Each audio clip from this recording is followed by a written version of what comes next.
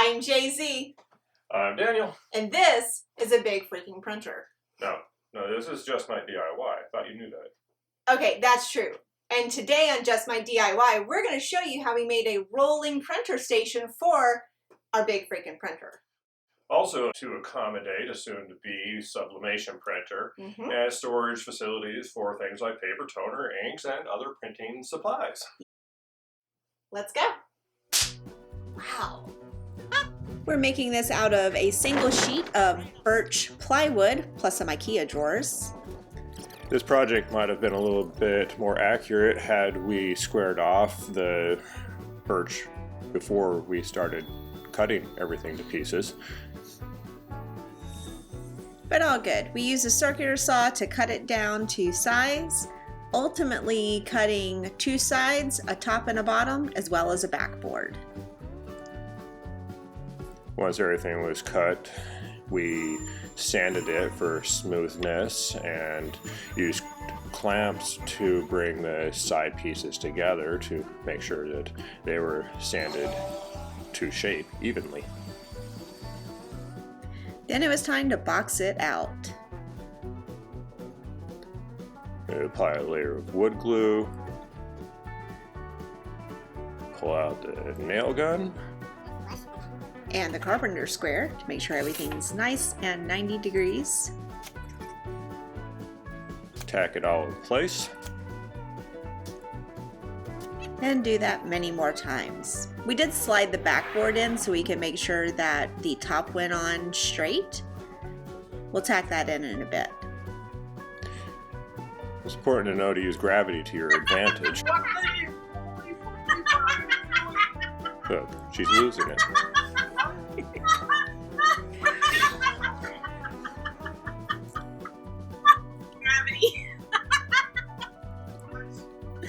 Once we got that cleaned up, Daniel did that strip of glue at the right angle and put the top on and tack it in with the nail gun.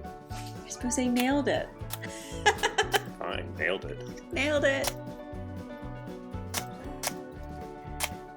And then of course, as the backboard wasn't secured into place, we went around the entire unit, tacking it into place. Once we were done, we pulled out the punch and punched in the nails that were not quite flush. Test fit the Ikea drawer so we could know what to do with our facing. And give it a good measure top, middle, and bottom to be sure that it is in fact all even. And it was. Now we are actually squaring off the birch so that when we cut the facing it will be actually nice and even. Precision's important. So we cut 3 strips about 1.25 inches wide for the facing and then measured them against the unit itself. That's the most exciting part of this video, ladies and gentlemen. Stay tuned for next week's adventure. We're going to, of course, use 45-degree kneading points and a nice slow cut to create as smooth of a surface kneading joint as possible with little tear-outs. And again, we're going to glue and nail it. Nail it. Ah, yeah, I forgot. There we go. Beauty, eh? So a note on the drawers, we did decide to go with Ikea drawers because it's actually cheaper to do this way rather than buy all the wood and the soft close rails. Yeah. Plus it was a little easier. And more efficient time-wise. Yeah. While Daniel's working on getting the rails pre-drilled, I'm going to wood fill.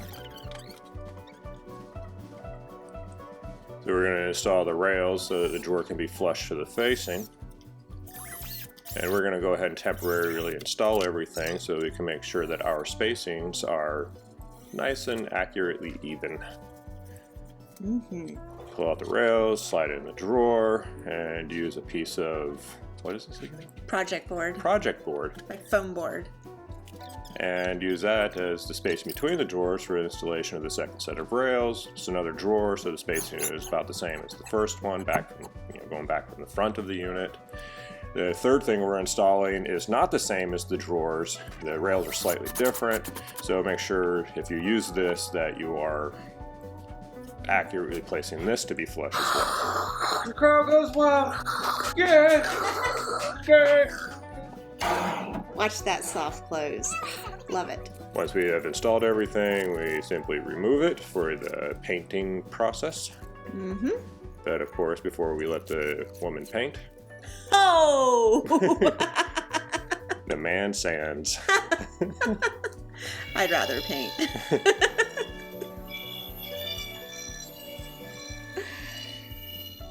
Of course, also pre-drilling for our casters. Mm-hmm.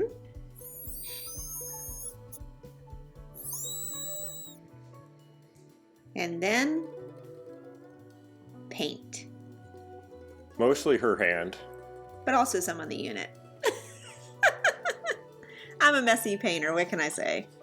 Painting accomplished, we go ahead and use our pre-drilled setup to reinstall the drawer rails.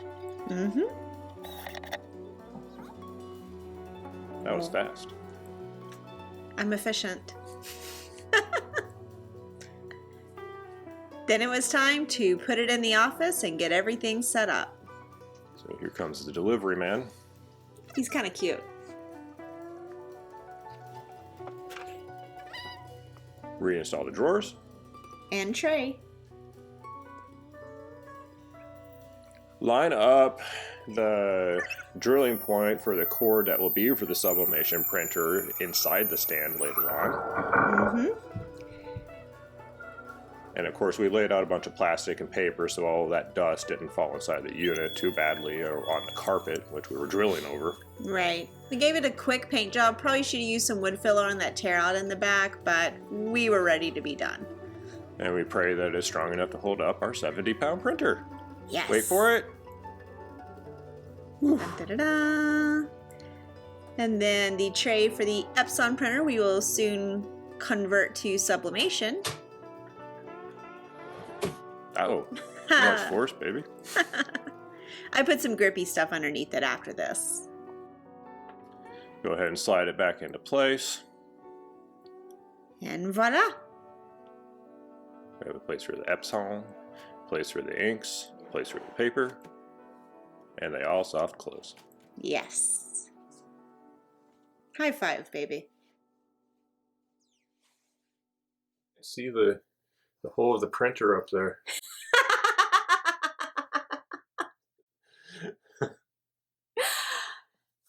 There you go.